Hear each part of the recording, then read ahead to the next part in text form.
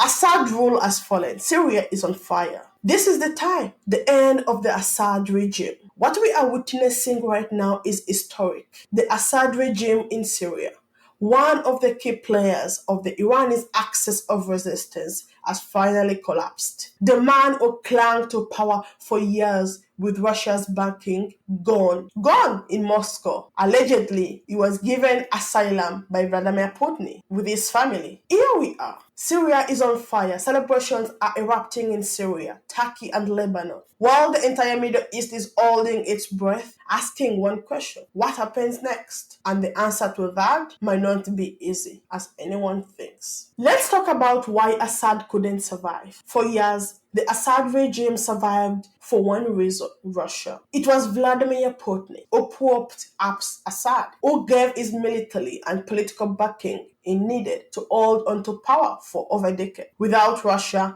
Assad couldn't have lasted this long. The best person who put it the best way was Donald Trump. Assad is gone.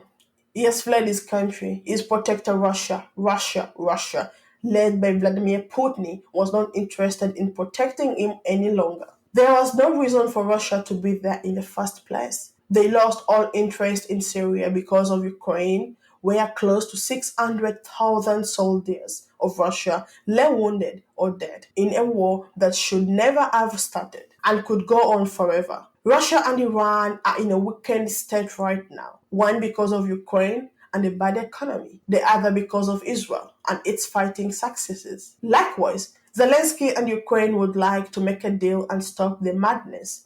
They have ridiculously lost 400,000 soldiers and many more civilians. There should be an immediate ceasefire and negotiations should begin. Too many lives are being so needlessly wasted, too many families destroyed, and if it keeps going, it can turn into something much bigger and far worse. I know Vladimir Putin will. This is his time to act. China can help. The world is waiting. Okay, apart from Donald Trump, Biden also had something to say. Let's see it.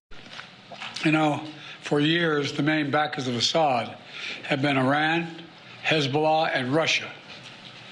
But over the last week, their support collapsed, all three of them, because all three of them are far weaker today than they were when I took office. And let's remember why. After Hamas attacked Israel on October the 7th, 2023, when much of the world responded with horror, Iran and its proxies chose to launch a multi-front war against Israel. That was a historic mistake on Iran's part. Today, Iran's main territorial proxy, Hezbollah, is also on its back. This collapse is a turning point not just for Syria, but for Iran and its regional ambitions.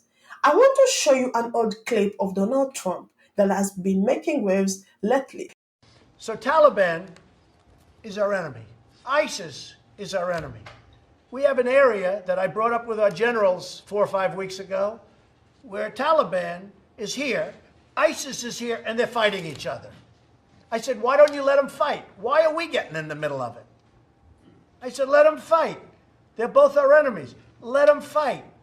Sir, we want to do it. They go in and they end up fighting both of them. It's the craziest thing I've ever seen.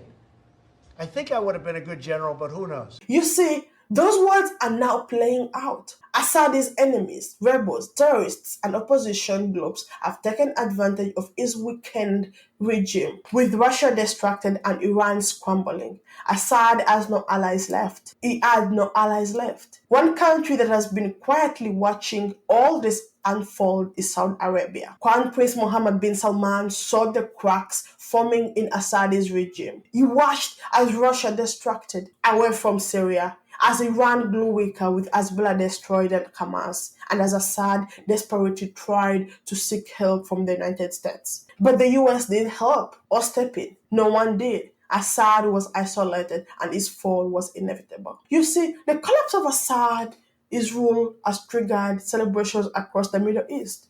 In Turkey and Lebanon, fireworks lit up the skies, funny posts and videos celebrating the Ottoman Empire even. In Syria, flags were raised, crowds poured into the streets to mark what they see as the end of a brutal era that tore their country apart. But amidst all this happiness, A dark question is emerging. What happens now? The chaos left behind, and that is the scary part. Syria is now a battleground controlled by rebels and terrorist groups. Assad is gone, but the vacuum he left behind is dangerous. Countries across the Middle East are already preparing for what comes next. Let me show you what Israel has done, and let's watch a clip from the Prime Minister, Benjamin Netanyahu. This is a historic day for the Middle East. The collapse of the Assad regime, the tyranny in Damascus, offers great opportunity, but also is fraught with significant dangers. This collapse is a direct result of our forceful action against Hezbollah and Iran, Assad's main supporters. It set off a chain reaction of all those who want to free themselves from this tyranny and its oppression. But it also means we have to take action against possible threats. One of them is the collapse of the Separation of Forces Agreement from 1974 between Israel and Syria. This agreement held for 50 years. Last night it collapsed. The Syrian army abandoned its positions. We gave the Israeli army the order to take over these positions to ensure that no hostile force embeds itself right next to the border of Israel. This is a temporary defensive position until a suitable arrangement is found. Equally, we send a hand of peace to all those beyond our border in Syria, to the Druze, to the Kurds, to the Christians, and to the Muslims who want to live in peace with Israel. We're going to follow events very carefully.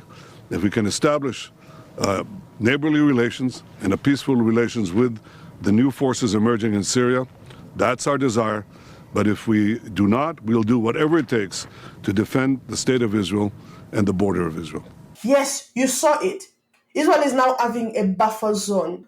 Jordan is watching closely too. Syrian neighbors know that instability will spill across their borders. Everyone is preparing. Literally, Assad's fall is a mixture of love and worry, joy and fear. But Biden says it's time for Syria to forge their own future. But do you know who is really crying and really sad? It's Iran. For years, Syria was Iran's stronghold, its gateway to the region. Assad was a key player in the axis of resistance alongside Iran, Hezbollah, and other proxy forces. But now, the axis is crumbling. Iran is scared. With Assad gone, Iran has lost one of its important allies in the region. Israel is happy. This is a huge blow to their influence, and they know it. And it's good for Israel.